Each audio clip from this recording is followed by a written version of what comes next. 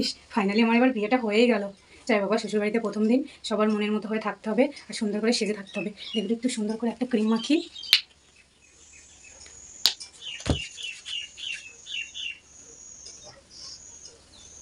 ইস, আমাকে তো খুব সুন্দর লাগছে, আরও সুন্দর লাগতে হবে।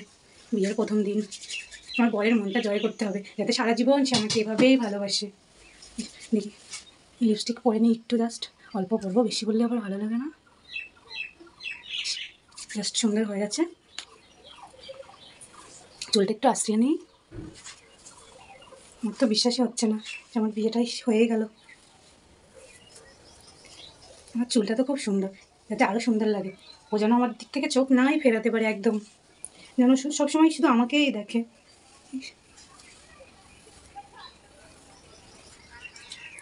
চুলটা সেবা সিঁদুরটা পরে নিই বাবা, আর অনেক বড় করে মোটা করে পরতে হবে, যাতে আমার শাশুড়ি মা খুব খুশি হয়ে যায়। মোটা করে সিঁদুর পরলে খুব খুব ভালোও লাগে।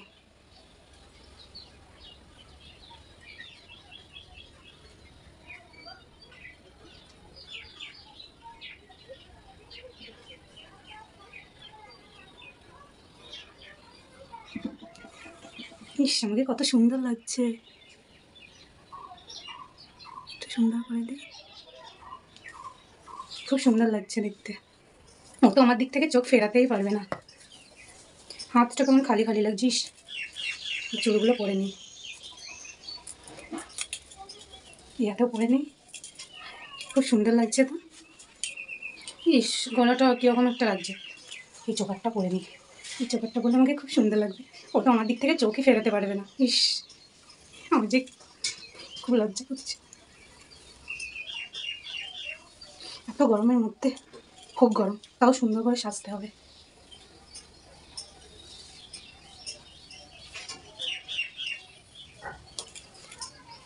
খুব সুন্দর লাগছে।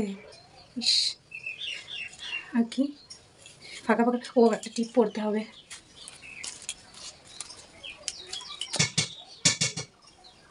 বাহ, আমাকে তো খুব সুন্দর লাগছে। সবাই শুধু আজকে আমাকেই দেখবে, খুব সুন্দর লাগছে। যাই বাবা, কমপ্লিট সাজা। এবার মাথায় ঘুমটা দিই, চুলটা বাঁধবো না, বেঁধে অতটা বেশি ভালো লাগছে না, খোলাই থাক, খোলা থাকলে আরও সুন্দর লাগছে। সে ঘুমটাটা দিয়ে নিই বাবা, নতুন বউ একটু ঘুমটা না দিলে ভালো লাগে। ইস, কি সুন্দর লাগছে আমাকে। যাই বাবা, দেখি শাশুড়ি মা কী বলছে। বলছিলাম কি মা, আজকে দুপুরে কি বানাবো? আমার শ্বশুরের আলু পোস্ত পছন্দ। আচ্ছা ঠিক আছে, বাবার জন্য আলু পোস্ত বানাবো। আচ্ছা ঠিক আছে, আপনার জন্যে? আমার জন্য পাতলা করে বাটা মাছ করো। আচ্ছা, বাবার জন্য আলু পোস্ত, আপনার জন্য বাটা মাছের পাতলা ঝোল। আচ্ছা, ওর জন্যে গাঢ় করে খাসির মাংস করে দেবো, ওর খুব প্রিয়। খাসির মাংস, আচ্ছা ঠিক আছে। আচ্ছা, গাঢ় ঝোল করে দেবো। আর বৌমা আমের চাটনিটাও করে রেখো। আচ্ছা ঠিক আছে, হ্যাঁ এখন আমের চাটনিটা খুব ভালো লাগে। আচ্ছা ঠিক আছে, আমি আমের চাটনিও করে দেবো। আর বাবু চিংড়ি মাছের মালাইকারি খেতে খুব ভালোবাসে। চিংড়ি মাছের মালাইকারি খেতে ভালোবাসে? আচ্ছা ঠিক আছে, আমি ওটা করে দেবো। আর আপনি বলুন আপনার বাবু কি কি খেতে পছন্দ করে, আজকে আমি সমস্ত কিছু বানিয়ে দেবো। না না, আমার একটু অসুবিধা হবে না, গরম পড়ছে তো, কি হয়েছে। আচ্ছা, আপনার কোনো টেনশন নিতে হবে না, রান্নাঘরটা পুরো আমি সামলিয়ে দেবো। আপনি এখানে বসুন, বসে টিভি দেখুন। আচ্ছা ঠিক আছে মা। বলছিলাম মা, একটু শরবত করে দেবো? না না, এখন আর শরবত করতে হবে না। ঠিক আছে মা। বিয়ের 1 বছর পর সবাই যা করে। ইস, যা গরম পড়ছে বাবা, স্নানটা হলো, এত গরমে একটুও ভালো লাগছে না। চল জন্য যাই, চুলটা আশ্রিয়ে নিই, জাস্ট একটুখানি আশ্রিয়ে নেই। হয়ে গেছে বাবা, তাই ক্রিমটা মেখে নিই।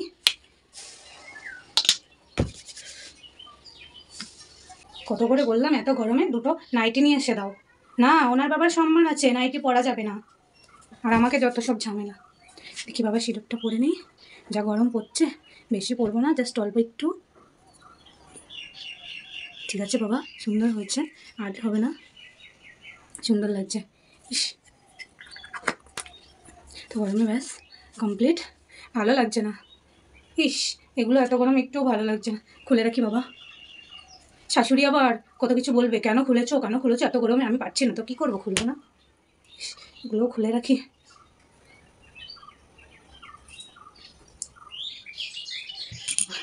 চুলটা বেঁধে রাখি, প্রচণ্ড গরম।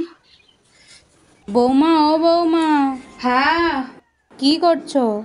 এই কি আর করবো, স্নান টান করে আসলাম। রান্নাটা করে ফেলো, সমস্ত কিছু সবজি রেডি আছে। না বাবা, আমি রান্না বান্না করতে পারবো না, আমাকে ছাড়ুন।